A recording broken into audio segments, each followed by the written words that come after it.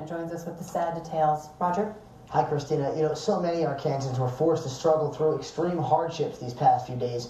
But one Saline County family's loss is at another level. Lloyd Don Standridge was killed during the storm. And if you take a look at the video, you can see that the person who was sleeping inside this house really didn't have a chance. This massive tree fell on a home on Bass Lane in Benton.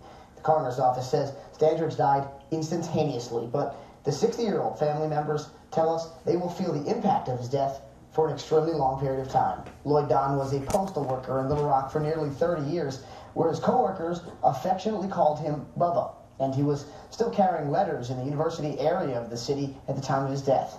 The family tells us that they really appreciated the fact that many people who live on Lloyd's route came out to pay their respects at the funeral.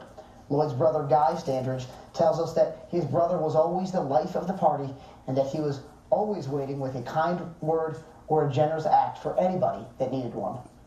Love people, talking to people. You never saw him without with a frown on his face. He smiled everywhere he went. But just the way he was.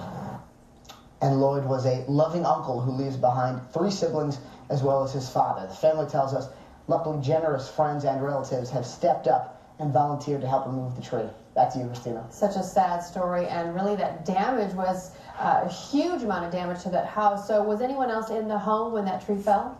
Well, no, Christina. Lloyd Don lived alone except for a stray cat that he had adopted named Old Yeller. Now, we are happy to tell you the cat survived the storm, and Old Yeller is currently living with Guy. Back to you. All right, we wish them all the best. Roger, Suzanne, and thank you. Well, the senior pastor